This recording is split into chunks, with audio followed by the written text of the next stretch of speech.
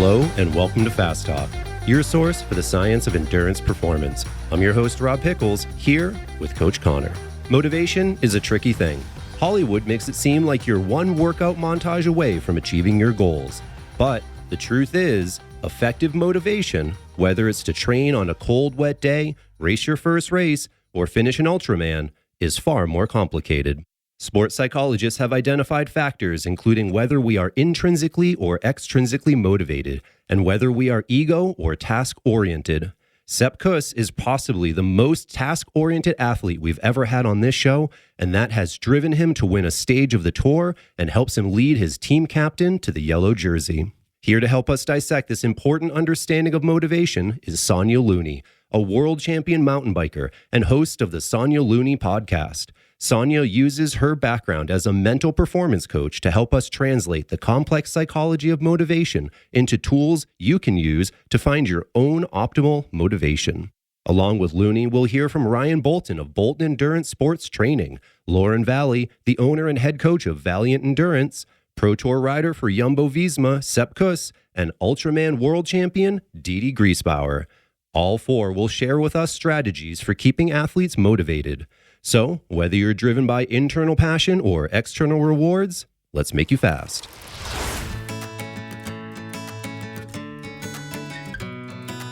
Hi, listeners. It's Julie Young. And Dee Berry. We've had a fantastic time recording a special podcast series that's all about performance, nutrition, youth athletic development, training, and physiology for the female endurance athlete. We're excited to share our knowledge and tap into leading experts like Dr. Dana Liss, Jen Sago, Dr. Emily Krause, and Catherine Cram. Fast Talk Femme is coming this January, and we can't wait to share it with the Fast Talk Labs community. Well, Sonya, it's great having you on the show. I've actually really been looking forward to this because this is a really fun subject that can go a lot of different directions. I know you were helping us with the outline here, and the outline went through a few versions. And even when I was looking at it before the show, I was like, oh, I would completely change this around now. So it's going to be one of those fun episodes where I think we're going to cover some really interesting topics and probably go a bunch of different directions. So thank you, and welcome to the show. Yeah, I'm super pumped to be here. Trevor, this is an interesting episode because you mentioned wanting to change around the outline.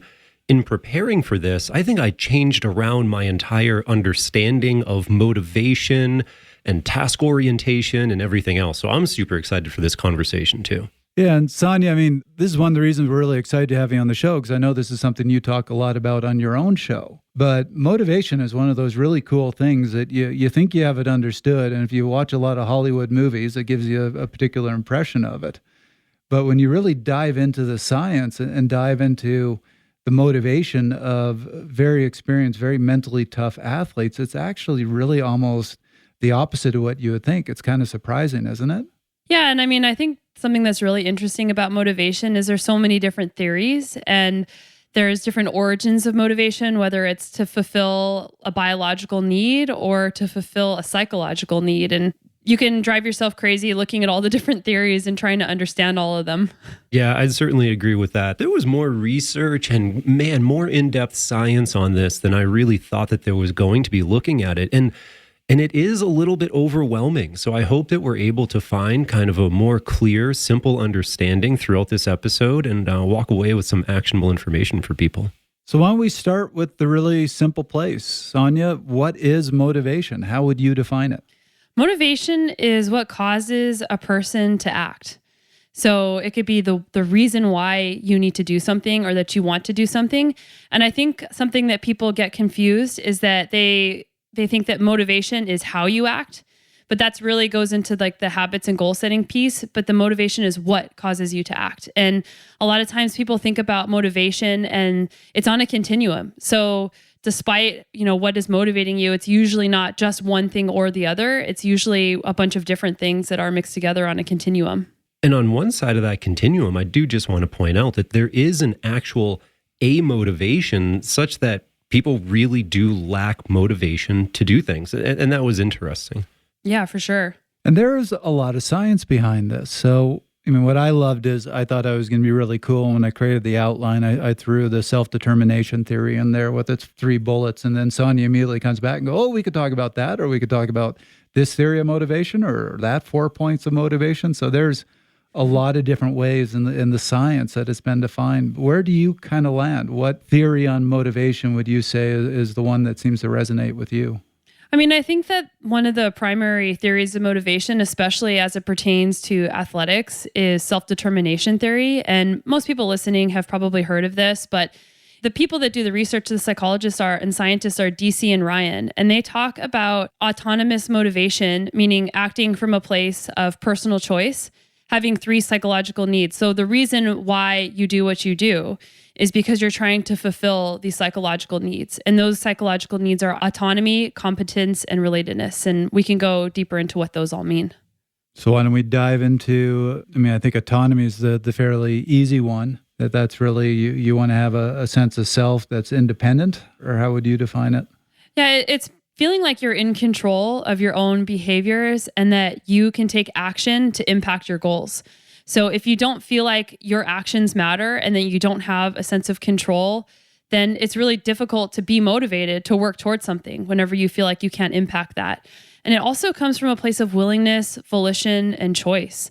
And that can be contrasted with control motivation, where you're doing something for a reward or to avoid punishment. And that often comes from a place of pressure or somebody putting demands on you. And those 2 environments feel really different.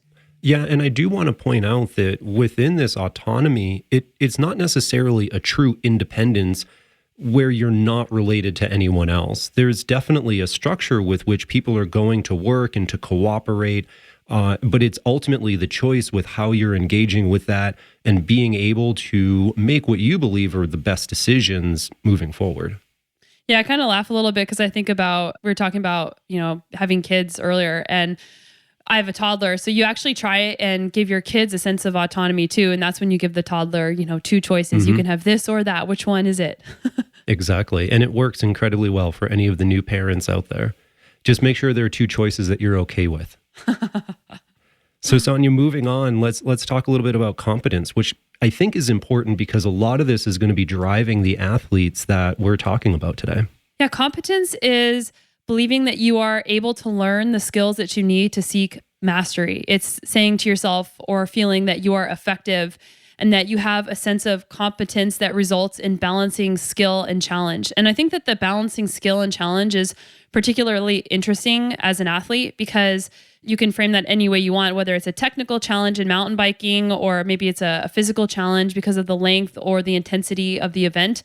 And then there's the skill piece as well that comes with cycling, depending on what type of sport you're doing in cycling. Love that you guys brought up kids, because this whole idea of motivation, I've been thinking about a kid motivated to get a cookie out of the cookie jar. And what happens if you put the cookie jar up on a shelf? That takes the autonomy away. But if you have a kid who's got an overinflated sense of their own competence, they're going to use all sorts of furniture in your kitchen to try to get to that cookie jar and probably do a lot of damage along the way. Yeah, unfortunately, my son proved his competence very quickly with his ability to climb, to reach high things, and then also to unlock the child locks on drawers in the kitchen. So I actually think that we were helping his motivation by trying to prevent him and giving him a challenge that he could overcome. Kind of a rebel there. So let's go to the third one, relatedness. So relatedness is feeling like you belong to something, feeling like you are cared for or that you care for somebody else. And whenever you're working towards something, having that sense of relatedness, that sense of I belong here, and that you're not doing it by yourself, I think that actually adds to your motivation quite a bit. Because think of all the times where you've been doing something by yourself or you've been doing something knowing that you're not alone. And depending on whether you're doing something for somebody or doing something with somebody, I think that can impact it as well. And this is where the analogy breaks down, because that kid relates to nobody except the cookie jar. Yeah, it is interesting on the relatedness, because I think that we can look at this in orders of magnitude of scale, right? There's the relatedness of your immediate group around you. Maybe it's literally the physical relatedness of the people that are doing the event with you. But at the same time, I like to engage in a lot of solo efforts, white rim in a day, and I love to do that stuff by myself. But there is still a relatedness to a larger community of mountain bikers, of people that like FKTs, even though the activity itself is an individual event for me in that moment. So everybody has this sense of belonging, whether that's to your nuclear family or to a larger group. So I'm sure that my son was being related to a raccoon in its thievery, and he was able to, find relatedness through cookie stealing. There we go. So I would think this is something that applies a lot in a team sport. Certainly if you have somebody who's on a team and they feel like an outsider on their own team, that's going to kill their motivation. Or if they really feel connected with the people on their team, that's going to be very motivating for them. I think this also applies to individual sports. And Rob, you touched on this a little bit. I think this is why large mass start events are very appealing, like large gravel events or something like the Leadville 100, is because there is a lot of different people of a lot of different ability levels, but people are all doing this together. And this is another reason why stage racing can be so sticky, especially on the mountain bike side of things, is because everybody's doing the same course and you're sharing the same experiences. And that interconnection makes you feel like you can do more, and it makes you want to do more too. So something I saw in the bits of research I read is how much motivation relates to both the idea of self-esteem and your sense of control. And it seems like this theory, the self-determination theory that you just threw at us when you're talking about autonomy and relatedness, that gives some clue behind why self-esteem and that sense of control are so important. Yeah, self-esteem is something that's so interesting. I think a lot of listeners probably grew up during this self-esteem era where you're awesome no matter what, and everybody gets a participation medal and those types of things. But Scott Barry Kaufman is a psychologist who's defined self-esteem based on two components, and that is self-worth and mastery. So the mastery piece comes back to the self-determination theory. But the self-worth piece is really interesting because I think a lot of times people can have task-dependent self-esteem or state-dependent self-esteem where they only have self-esteem if they're better than somebody else, versus the self-worth piece is about, I am a worthy human being. And there's a really interesting scale called the Rosenberg scale of self-esteem. And if you go through that, a lot of the questions on there are about if you feel like you're just a good human being who is capable in your life, and not necessarily, am I better than somebody else? Yeah. Going back and re-looking at this, Sonya, I'm interested in your take on something because I dabble and I know a little bit, and you know a heck of a lot more than we do. But when we're talking about the self-determination theory and we have the autonomy, we have the competence, we have the relatedness, are these equal needs within people, or do individuals show more need? Like, I would think that autonomy is more important to me than relatedness, but Trevor, it could be different, you could be different. Or are these just like you have to meet these levels and it's the same across everyone? I don't know the answer to that. I would think that it'd be more along the lines of what you said, because it probably depends on what you index more on. Do you need to feel more autonomous? Autonomy is actually a value that a lot of people can have in their lives. So if they want autonomy over everything else, that can impact the decisions they make. Some people need the relatedness piece more. So I think that you're touching on a really important point. And if people can think about what they need the most on this, or what they're missing the most, that could actually really help them in finding more motivation towards their goals. Yeah, and I think that that's a great point that you just made there, Sonya, because I don't know that the recommendation is to try to change yourself to make yourself quote unquote better. It's to be honest with yourself perhaps and say, this is what's important to me, and I do need to focus on that because it's going to help my motivation. Yeah, for sure. All I know is I want that cookie, and I'm getting that cookie out of that cookie jar, whatever it takes. I am competent and I am worthy of the cookie. Well, there's a box of chocolates on the stairs to your office, so you could just scoop that up on the way by. Yeah, but they're not ours. They were delivered to somebody else. But they were delivered to our address, so I think they're the finders keepers on this one. Yeah, you're going to eat those chocolates, aren't you? Sure am. I know the way to your heart. I'm going to melt them into amazing wintry hot chocolate is what I'm going to do. So when we were thinking about what we wanted to focus on today, you brought up this idea of intrinsic versus extrinsic motivation, which I find really fascinating. So basically you're saying there's two types here of motivation, and they can have a very different impact on how you perform and on your results. So let's dive into those. Tell us a little bit about what is the difference here. Yeah, I mean, I think that first of all, I don't want to say that one is always better than the other. And I think that a lot of people will have both of these types of motivation going at the same time. But intrinsic motivation is about doing something for the sake of the task itself. So you're doing the work or the training or whatever it is because doing that thing is actually rewarding in and of itself. Whereas extrinsic motivation could be because you're doing it to win something, to get validation, recognition, money. So a lot of times those things are both on the line at the same time, but it's what are you focusing on between the two? And I think that extrinsic motivation can be demonized a little bit, but intrinsic motivation is going to make you grittier. It's going to make you more persistent over time because doing the task and loving the task itself is going to keep you going, because whenever you are looking for a result as motivation to keep going and then you don't get that result, then you might want to stop. And a lot of times you can't control the result of something that you're doing. You can only control doing the task and loving the work for the sake of the work. So this dives into something I've seen a lot in the research, which is this idea of task orientation versus ego orientation, where some people, when they're setting their goals, they're figuring out what they're going to focus on. As you said, they're very task-oriented. I just need to do this and then do this and then do this. And I think one of the best examples I've ever seen is we had Sepp Kuss on the show, and we actually talked to him a little bit about this. And we asked him, what are you trying to accomplish? Expecting him to go, I want to win the Tour de France. I want to get this result and that result. He goes, oh, I don't know. I'm given a task to do, and I just go and make sure I do that task. Mm-hmm. And you could really see this guy who's probably the top American cyclist right now, who's just, this is my task. I'm going to do that task, whatever it happens to be. Where that ego orientation is very much, as you said, I need a result. I need to beat other people. And what I've certainly seen in the research, the issue with that ego orientation is if you don't win, or it's looking like it's unlikely you're going to win, you kind of shut down. There's just nothing left to motivate you. Since we talked about that episode with Sepp, let's hear a quick clip from episode 55 where he talks about going into a hard race, not fully prepared, and how he was balancing the task versus ego orientation. I think mentally it's harder for me to be in a good mental place if I know that I'm not at my best physically leading into a race.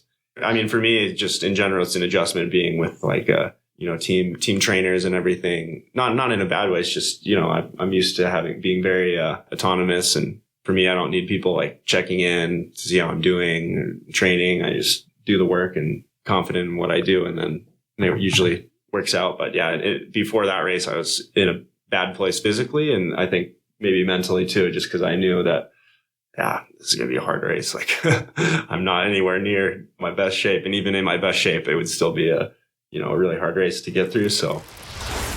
Yeah, I mean, that ego orientation piece refers to their innate abilities. So if they go out and they do something and then they find that they aren't doing as well as they think, then they say, well, that's proof that I'm not good. And that's really similar to Carol Dweck's fixed mindset of a performance defining your talent. Whereas somebody who is more task oriented, the athlete is determining their ability based on their level of effort or the judgment of their own performance. Yeah, so I actually just read this weekend a really interesting study where they took basketball players and had them do a free throw competition. So you had 50 shots, and that's how many times you could hit the free throw. And what they did is one time they did it where there was no competition. And then the second time they did it where they were told there was competition, and they were saying there was a big prize for whoever won this competition.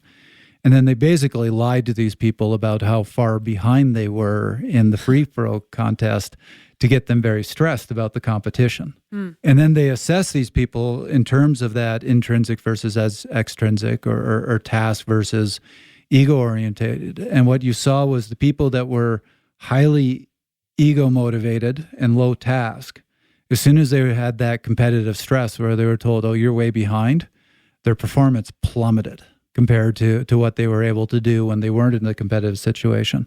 Where people that were very high intrinsically motivated or task motivated and had low ego or low extrinsic motivation, they were the same with both. It didn't matter the competitive stress that was being placed on them. They was like, yeah, whatever. I'm just going to keep trying to perform here. What was interesting, Trevor, and I don't know that we read too much into this, but in that study that you're sharing, if I remember correctly, the group that did poorly in the competition, right, very high ego and low task motivation, they were the top performers when there was no competitive stress. Yeah, they were all very close, but they were the top performers. Yeah. So when it's just them shooting free throws with nothing on the line, they actually outperformed everyone else. And I began thinking, like, how do we put this in a real world context? And I do think that oftentimes we see athletes that in practice or having fun with their friends absolutely crush. Put them in a competitive situation and they make mistakes. In cycling, we don't have to just think about free throws. Maybe in cycling, they just picked the wrong line and they crash because they were an inch to the right and they hit the rock. So it is interesting to see how this plays out. And I think that we can kind of identify people in all of these different groups and hopefully we're thinking introspectively and thinking about ourselves in this and how we can do better.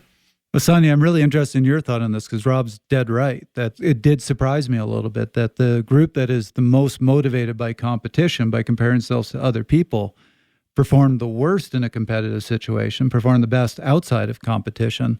And the people that were the least motivated by competition, by comparing themselves to others, performed the best in a competitive situation. Yeah, I mean, I think there's a lot of different things going on here. So there's a really interesting study that shows 4 different quadrants. So you can have high task, high ego, low task, low ego, all the 4 different quadrants of that. And the flow state, the Mihai Csikszentmihalyi flow state theory, the people that were getting closer to that flow state were always people who were in that high task area. So even if they were high task, high ego, or high task, low ego, those people were more in the present moment. They were more without, having all of these different thoughts that are distracting them. And in this high ego, low task orientation, people are not in that state of flow because they're thinking about themselves. They're thinking about potential risks and how they're not performing and how they're not stacking up instead of thinking about the task that they're doing in the present moment. So I think that coming back to thinking about the task does bring you into what you're doing in the moment instead of all the threats on your self-esteem or your ego or your worth. So something else that I wanted to come up with and tell you about whenever you were talking about this free throw competition and just competition in general is coming back to that intrinsic versus extrinsic motivation piece. And sometimes when people are doing something primarily from a place of intrinsic motivation, and then now somebody is trying to reward them for that thing that they were already doing, the extrinsic motivation can actually be demotivating because of something called the overjustification effect. And studies have demonstrated that offering excessive external rewards for something that somebody already wanted to do can lower their motivation because now they're not thinking about the task at hand. They're thinking about this thing that they could win. But that also wasn't the case for unexpected external rewards. So if you randomly give somebody a reward for something that they're doing, that does not impact their extrinsic motivation. And Sonya, I think that's a great point because I think that we see that a lot in high-level amateur athletes who are turning pro. When they were doing it for their amateurness, when they were doing it for themselves, they were so all in. They loved the sport. They were on top of training. They did all of the things that they needed to. And then the sport became their job. And they did it for these external factors. They have to make a living. And you see that that's very, very difficult on athletes. And it oftentimes leads to burnout relatively quickly with really no other change, say in training load or life stress or anything else. Yeah, that pressure piece can really make it difficult. And I've been a pro cyclist for 16 years, and I have been thinking about how I attribute this long career and how I've stayed in it for so long. And it is from coming back repeatedly to remembering why I'm doing this in the first place, because there is a lot of pressure whenever people are watching what you're doing, whenever there's a result, whenever there's money, whenever there's sponsorships. Those are all external things. And again, this is coming back to the continuum piece where it's not just one or the other, but it's always remembering why you started in the first place. Didi Greisbauer just won the Ultraman World Championships at 52. She describes to us how being very intrinsically motivated contributed to her long and successful career. I've always 100% been intrinsically motivated. Even as a young kid with swimming, when I announced to my parents that we were going to start double workouts and that morning workout was at 5 o'clock in the morning, my parents thought boarding school is a tremendous solution into this problem. They were never pushy. They never said, you will go to practice. It was always something I wanted to do. I was always driving the bus. And even now, I am still choosing to do this. I think a lot of people in my life would be more than happy and more than proud for me to call it a career right now. I've accomplished so much and far more than I ever thought I would as a professional triathlete, but I'm still finding the motivation and goals that make me really excited. So yeah, I'm intrinsically motivated. And that's not to say there aren't days where I'm like, oh Lord, I just do not want to do this. This is terrible. I'm bored. I hate this. But the broader theme is that I love what I do. And I'm always mindful of that. And I've been on the other side. I've sat at a desk. I've worked a stressful job that I enjoyed, but I wasn't necessarily passionate about. And so the contrast of getting to do something that I am passionate about and that I feel so in control of my career is a real gift. And I'm so grateful to get to do it. So there's a lot of gratitude. Alter Exploration is an adventure cycling tour company created by me, Fast Talk Labs co-founder Chris Case. Alter Exploration's journey are as much about finding joy as they are about changing people's perception of what's possible. When you explore with Alter, you'll have a stunning, safe, and supportive environment for physical and mental transformation. You'll have opportunities to hone humility through challenge, and you'll have the freedom to test your limits while respecting your absolutes. If Alter had a catchy slogan, it would probably go something like this: the assurance of adventure, the guarantee of beauty, the satisfaction of exhaustion. Prepare to be altered. Learn more about my favorite adventure destinations and start dreaming at alterexploration.com. Yeah, this brings up an interesting research article I read from 2011. It was Lamont and Kennelly. We can share this with everyone, but the title was Qualitative Exploration of Participant Motives Among Committed Amateur Triathletes. Whew, mouthful, as always. And what I found interesting, this was really eye-opening for me to read this study because they identified two primary intrinsic motivations, and that's it. The two that they identified were competency, getting better at the sport for the sake of doing the sport and getting better at the sport, and then just straight up enjoyment, that people enjoy the act of going out and pushing on the pedals and riding a bike. Those were the only two intrinsic motivations that were identified, but there was many more extrinsic motivations, which is essentially, I do this to achieve that, right? And the first one that they identified was well-being, which I was like, that's an extrinsic motivation. That's interesting. And they went on to say that health, longevity, stress relief, they're not related to the activity per se. They're results of you doing the activity, which makes that an extrinsic motivation. Well, that is interesting because I would have put most of those under intrinsic. Exactly. But it's not about the cycling or the running or the swimming. It's about weight loss, which is the result of doing these things, whatever it may be. They also identified ego involvement that we talked about before, sort of competing in relation to others, external rewards. And this was interesting to me because under external rewards, they put travel, just going to a beautiful place, which I'm like, that's half the reason I do the things I do. I'm extrinsically motivated, like crap.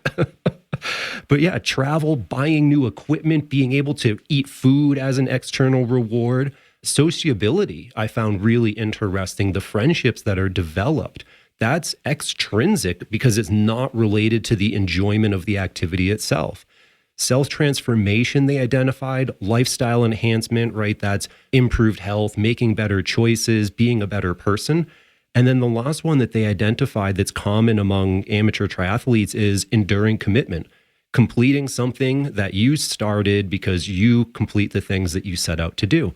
Again, it's an extrinsic motivation because again, all goes back to it's not about the activity itself. It's more about the checking off the list. That really is interesting because Sonya, in your show, you've talked about process versus outcome goals, where outcome is what you're trying to accomplish. And you brought up the great point that often you don't control that and really focusing on the process within the event or whatever you're doing. And I guess I would have immediately thought, well, doing this for well-being, doing this for health would be more of a process thing. But what they're saying is that's more of an outcome. Sonya, what's your feeling on all this?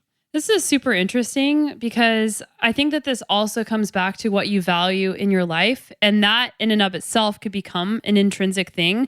But this also goes back to the fact that it's not just one or the other. Whenever you sign up for a race or you sign up for an event, of course you want to compete well. Why else would you want to train and go to the event initially. That might get the motivation going to start training whenever you have an event on the calendar. And of course, whenever you line up, you want to be able to beat people or to do as well as possible.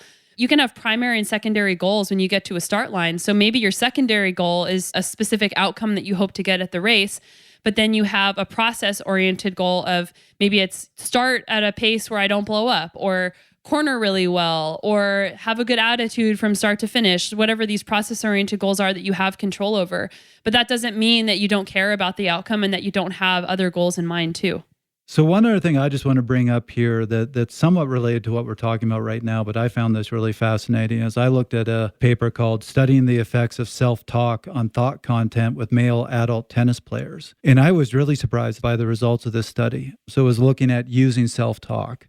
I did bring up there's two ways you can do self-talk. One is instructional. So you can tell yourself, as you're doing your swing, go through all the different steps of the swing and talk to yourself about that.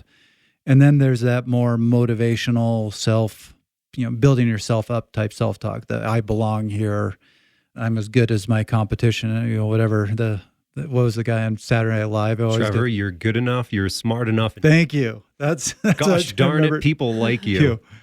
So the interesting thing was the conclusion of this study was that type of self-talk actually moved people away from being task-oriented and more towards being very focused on outcomes, and actually could potentially be less effective in terms of helping their performance. So I found that really interesting and quite surprising as well. Yeah, that is surprising. This whole topic is surprising. Something that I found surprising while we're on this surprising is I thought that intrinsic was going to be the end all be all, that of course we have to be intrinsically motivated. Extrinsic motivation, that's doing it for all the wrong reasons. But going through a lot of this research, I really identified with these extrinsic factors. I was like, yeah, I actually incorporate those every day. And Sonya, you kind of alluded to this, I think, earlier, that neither is necessarily good or bad. But I am wondering, is there a time that you specifically want to bring in an extrinsic motivator to help an athlete?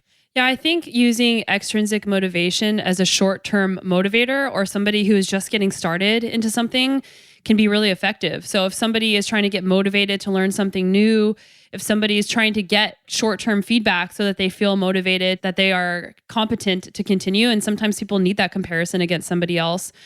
Or sometimes a short-term motivator is really helpful when a specific purpose is needed. And a really easy example for that is think about that time that your alarm went off in the morning that you really did not want to get out of bed to go get on your bike. And maybe you use some sort of extrinsic motivator like, oh, I can have, an extra cup of coffee today, or you create an extrinsic motivation for yourself, something that you get so that you actually do this short-term thing so that you can go towards your long-term goal. And sometimes that's needed.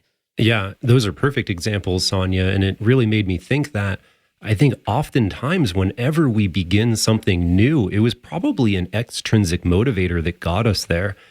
I didn't love cycling because I didn't partake in cycling until I had an extrinsic factor that made me want to ride a bike, right? So very interesting, yeah. I think that something that's really important to think about is that whenever we get into a sport and say we're really good at it naturally to start, and we start getting all of this feedback of you're so talented, you have so much potential, then you see people over a period of time quit the sport after just a couple of years because they started not winning every single event. And that's going to happen. You can't win every single event.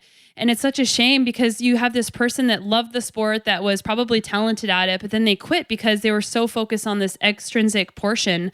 But I think that once you get started and you have these extrinsic motivations, it's making sure that you are focused on this task-oriented piece of, and this intrinsic piece of, wow, I love riding my bike. I love doing this for the sake of the sport itself and not only for this extrinsic reward and meeting other people's expectations. I have certainly seen that a lot with elite athletes, where the ones who are more intrinsically motivated, when they're getting towards that point of retirement, they'll say, I'm going to keep riding my bike. I don't care if I ever race again. I just love riding my bike.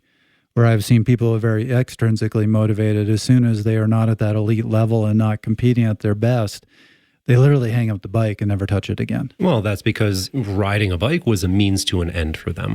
Right. And yeah, I think that if somebody is, the listener out there, if you're looking for longevity in the sport, then it would very much benefit you to look at intrinsic reasons as to why you do it. Because if those extrinsic factors fade away, then you're probably going to fade out of the sport too. And if you're not having fun anymore, I mean, I think a lot of people can relate with this. There's times in your life where it just feels hard. You've got all of these other things happening. Maybe you've been sick. Maybe you're just not performing the way that you want to be performing, and you're out there on your bike and you're just not having fun because you're putting so much pressure and so much expectations on yourself to be a certain way. And I certainly can relate with this. And it's asking yourself, what do I need to do to reshift my expectations for a short period of time so that I can be excited about this again, instead of grinding it out and burning yourself out? And sometimes that means reducing training volume. Sometimes that means riding with other people. Sometimes that means maybe shifting away from focusing on your fitness to focusing on technical ability, and having that psychological flexibility to shift towards something different so that you can find that passion for why you're doing it in the first place can be really liberating. So what I'm hearing from both of you that I find really interesting is there are times to use extrinsic motivators. So sometimes when you're having a problem getting the kid on and going out for your ride or your run, or you're having problems getting out of your bed, saying, I'm going to give myself that extra coffee, or I'm going to have that cookie in the cookie jar. That's the thing that can get you moving and get you to do it. But if you are not intrinsically motivated, it's probably in the long run going to be very hard to perform at your best unless you can just find that motivation within yourself to say, I'm going to go and do this. Yeah, I think that this is like saying the anaerobic system is better than the aerobic system and vice versa. If you only had one of those energy systems, you wouldn't be a very effective cyclist. And I think that it's the same way when it comes to motivation as well. I think anyone who's interested in competition, by definition, you have an extrinsic motivation going on. And that's not a bad thing. Because if you're only intrinsically motivated, then I could see that individual, because they're doing it purely for the love or purely for the mastery, might have a hard time adhering to a specific training program, to going out and doing intervals. Because if you don't feel like doing intervals and you're intrinsically motivated, you're not going to do intervals. If the weather is too cold, you're not going to go out and ride your bike because there's no enjoyment there. So that's where the extrinsic factors come in. I want to be a successful athlete, so I'm going to go out and I'm going to ride in the cold because that gets me to my goal. Now the intrinsic side of you gets out there and you can have an amazing ride and it was so much fun and you loved every second of it. That's where both of them, the interplay is really important. We concluded that we need a balance of intrinsic and extrinsic motivation, but let's hear what Coach Ryan Bolton feels about the balance. I think intrinsic and external motivation is so athlete dependent. And I've seen athletes become very, very successful that are driven from completely opposite sides. You know, I've worked with athletes who are driven like all the extrinsic factors, money, publicity, that type of stuff, where people are highly motivated by that. And it's actually a really, really big carrot. Whereas I've seen other athletes who are just incredibly intrinsically motivated and can care less about everything else. I kind of feel like it needs to be a balance. I would say the most successful athletes that I've worked with do have some level of intrinsic motivation for sure. And the external factors are a little bit more secondary to that intrinsic motivation. That's what I've seen in general, but I have seen athletes become very successful just being solely one or the other. I can tell you that. Sonya, you've touched on something that I absolutely love, and I was really glad to see you write about this, which is there's different ways to be competitive. We can be competitive, but it doesn't mean that you have to have the mindset of I'm going to crush my enemies, I'm going to step on you at the finish line and push you down, that you can actually motivate and encourage other people and still actually be competitive with them, that it doesn't have to be a negative. For the record, Trevor is on tape previously episode saying that crushing people is his motivation. So I just want everybody to remember this. Well, I think you can have multiple motivations. And yeah, I wrote this article about competition not having to be a zero-sum game, because I think that a lot of people are afraid of competition for this exact reason, that if they aren't number one, well, what does that mean about them? And what can they get out of competition? And you can certainly show up to a competition and absolutely want to crush everybody there, to be highly competitive, to look at everybody else and be thinking all these things. And at the same time, while wanting to be highly competitive, you can think, well, I also am here and I want to compete against people who are better than me because that is my utmost opportunity to do my best and to express this task that I'm doing in a much better way than maybe I couldn't have done if these people weren't here. And it also comes down to a performance that you're proud of. And on my podcast, all the top performers I have interviewed, I always ask them, what is your goal whenever you're lining up for a race? And of course, they want to win the race, but they say, my number one goal is to be proud of my performance. And that comes back to that task orientation piece. So competition doesn't only have to be about winning or losing. It can be about bringing other people up around you. It can be about creating an environment so that you can have even more mastery than you ever thought that you could. And if you can get to a start line with that in mind and not only about crush or being crushed, that can relieve some of that pre-race anxiety that we tend to have. And help you hit your free throws. There you go. Well, the important thing about competition, I tell all my athletes this, is it's relative. You know, we can say so-and-so is really fast. Like you can look at a Usain Bolt and say, man, he is incredibly fast at that 100 meter. You know what? You put him in a 100 meter race against a cheetah. Actually, he's pretty darn slow. So it's all relative. We, to a degree, are measured either against our competition or against ourselves. And when it is relative, there are two ways of elevating yourself. One is to put down your competition. So you make them worse, and by comparison, then you appear higher. The other way is to elevate your competition, to seek the best out of them and to help them accomplish their best, and then see if you can elevate yourself with them. And that's the way I've always looked at competition. I love finding somebody who's really strong, really good, and seeing how I measure up against them. Not because it's I have to crush them. It's here's somebody at a really high level. Let's see if I can strive to that level. That's the deepest thing that's ever come out of you, and I want to put it on a t-shirt and sell it on fasttalklabs.com. Should I go back to the media life? No. Crush your enemy to see them running before you. But as a coach, you want to build up your enemy so that they're as fit as possible so that when you crush them, it really means something. Yes. I think that comes back to whenever you're lining up for a race, is this validation of myself as a human being or not? And if you're lining up for a race and everybody is a threat to how worthy you are, to your self-worth and your self-esteem, then a competitive environment probably isn't very fun. But if you have a stable sense of self-esteem and self-worth, getting to the competition, the starting line can be a really exciting place to see what you can do. Yeah, Sonya, can we dive into this a little bit more on the self-esteem and self-worth side of things? Because I do think that we can talk about a very powerful motivator here, but this is one that I really tend to try to steer people away from, because if your self-worth is tied to your results, it leads to a very tumultuous life for people, and potentially a lot of unhappiness and sadness can be tied into that. That's just my personal take, but I'd love to hear about self-esteem and self-worth from you. Yeah, I mean, this is a really complicated topic because a lot of times we are celebrated whenever we do well, and we're not celebrated when we don't do well. And we get this conditional attention, conditional love from people whenever we are good. And that can go back to how we were praised as children among our parents and our peers. So coming back to, am I a worthy human being? Am I okay if I win or if I lose? That is something that needs work if you haven't done that. And sometimes people need to actually work with a professional in order to build that stronger sense of self-worth. And I will say, this is something that we dealt with a lot within the junior team that I coached and managed. And parents, I would love for you to pay attention to this side of things, because I think that you said conditional self-worth, Sonya, and correct me if I'm wrong. This happens without you even realizing it. And it happens just like this. You have a junior rider who is out and they race really well. The parents are happy, and you have a celebratory dinner and they get to stay up late, or they get a new bike part or whatever it is. And then you have another race where the rider doesn't ride as well. And you don't even have to say anything bad. You don't have to chastise them. You don't have to say anything negative.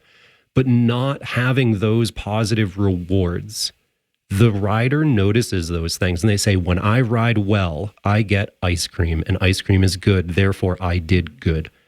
And it's that easy. And this is a big reason that I stepped back from coaching when my kids were now old enough to be in this program so that I can just be a parent and cheer them on and be happy no matter what. If they're first or they're 10th, I try very hard to react exactly the same way. And it's difficult. Yeah, William James calls that unconditional positive regard towards yourself.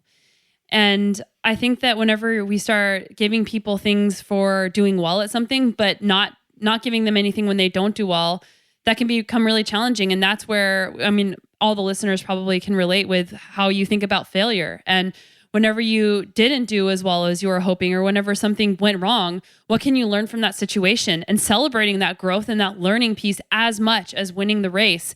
Because ultimately, at the end of the day, yeah, you're going to be excited about the things that you won and the things that you did well. But resilience and grit come from what you do whenever things don't do well, and the things that you can gain from that so that you can bring it forward to next time. I mean, this is something I've touched on a bunch, and this is a big one for me, is that we demonize failure, and we shouldn't. Failure is a very important part of growth, and the fact of the matter is even the most successful among us is going to fail a lot more than succeed. I mean, take a sport like cycling. The winningest cyclist in the pro peloton each year wins maybe 15 races out of the over 100 that they do. That is the top performer in the entire professional peloton is winning 12-15% of their races. They are losing a lot more than they are winning. And for most of us, the percentage is much, much lower than that. So if you only see success as winning, you're going to be disappointed a lot and you're going to fail a lot. And to me, there's nothing wrong with failure. As you said, failure is something that you grow from. Failure is how you push yourself and you strive. I think it's a great thing. And it's unfortunate that we demonize it. Yeah, this comes back to that extrinsic versus intrinsic continuum and doing the task for the sake of the task itself, finding the reward. I like to say the work is the reward, because at the end of the day, like you said, the most winningest person isn't going to win most of the time. So finding the reward in the work itself is the most important piece.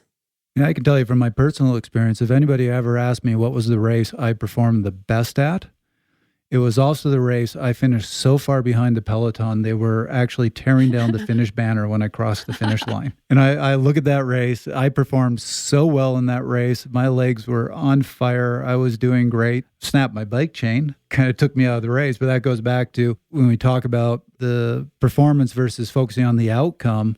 You don't control the outcome. And that's where I didn't control the outcome. I thought I had this race won. My chain got snapped, which I had no control over. And I ended up having to walk many miles to the finish line. And like I said, they were tearing it down by the time I got there. Yeah, walking and or running in cycling shoes is a large accomplishment. So you can definitely notch that one up.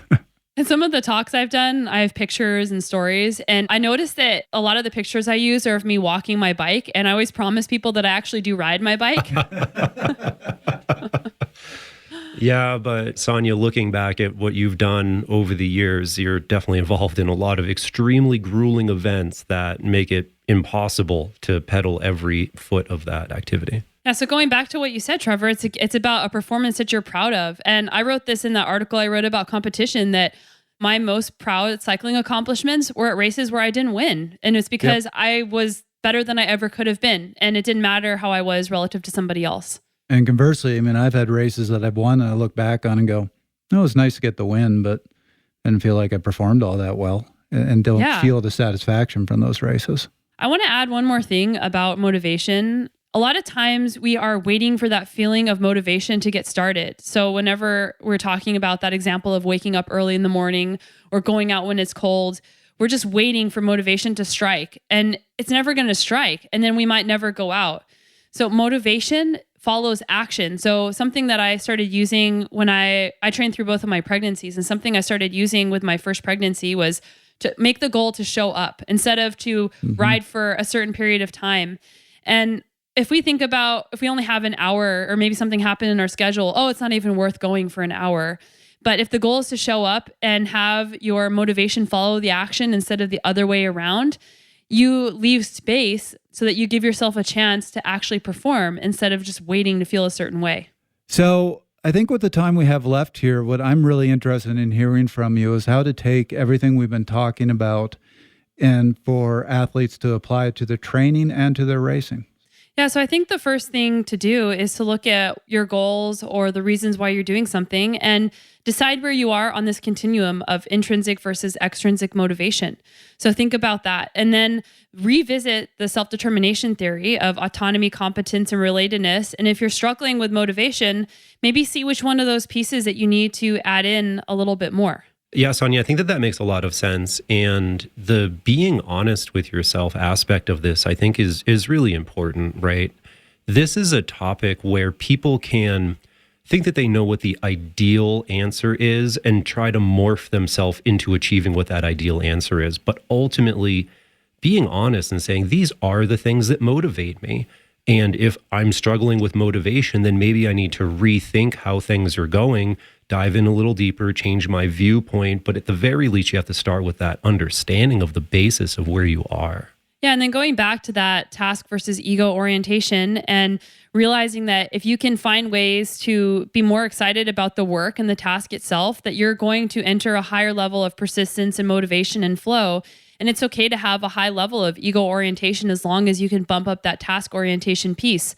So revisiting why you like cycling or whatever the goal it is that you're setting for yourself, why do you like that thing? And what is the reason that you're doing it? And coming back to that and setting goals that are based on things that are within your control instead of something that is out of your control.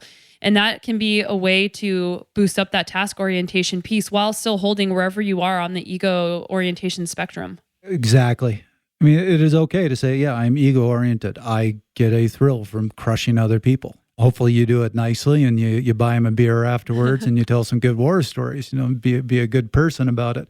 But it's okay to be that person. But going to a race and just saying, I want to win it, that doesn't lead to actions. How are you going to win it? You have to figure out, what am I going to do in that race that's going to lead me to that win? So am I going to set my pacing? Am I going to try to go at the breakaway, or am I going to try to win in the sprint? Am I making sure I'm fueling enough throughout the race so that I have my energy left at the end of the race? Those are the task-oriented things that you really need to focus on that are going to get you those results. So I think even if you are very ego-oriented or extrinsically motivated, you have to start building those skills of how to be task-oriented, because that's ultimately what's going to get you the result that you want.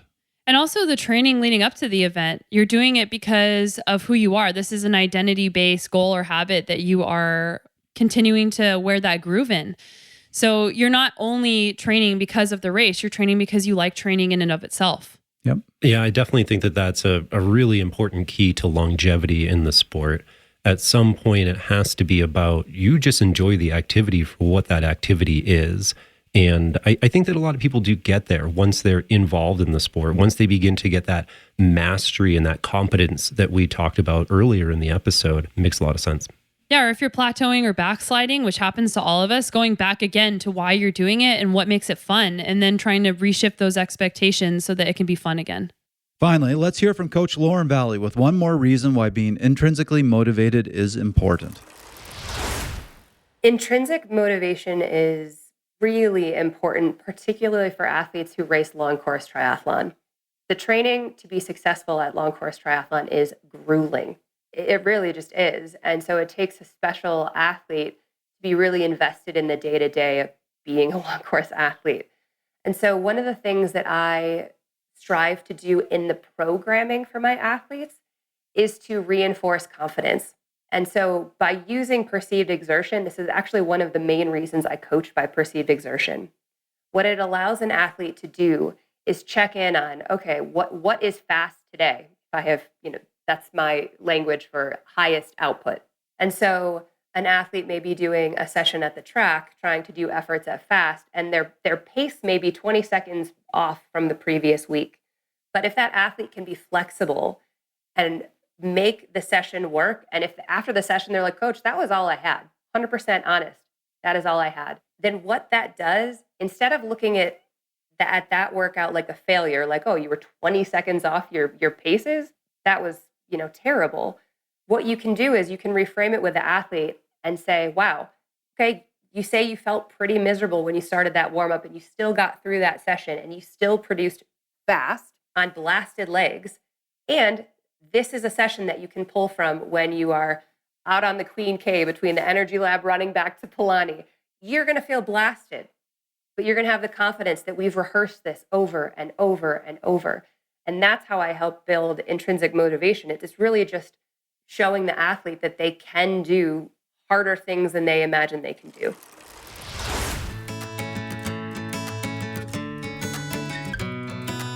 Hey listeners, it's Dee Dee Berry. Julie and I are launching a fresh new series this January that focuses 100% on the female endurance athlete. As we ring in the new year, our hope is to empower coaches and athletes with this cutting-edge science-based information that's all about the female athlete. We'll be covering topics like performance, nutrition, youth athletic development, and training throughout pregnancy. We look forward to sharing this rich and enlightening information with you. Well, Sonya, it's been a fascinating conversation. As I said, I love this sort of science, this sort of discussion. And I really think we've only touched on some of it. So this would be an interesting conversation to revisit at some point. But I'd say, why don't we leave it there for today? And you've heard the show before, so you know that we always finish with 1-minute take-homes. So let's start with you. What is the most important thing you would like our listeners to take away from what we just talked about? I think my take home is coming back to figuring out why you are doing whatever it is that you're doing and trying to love the work for the sake of the work itself instead of being focused on the outcome of the work.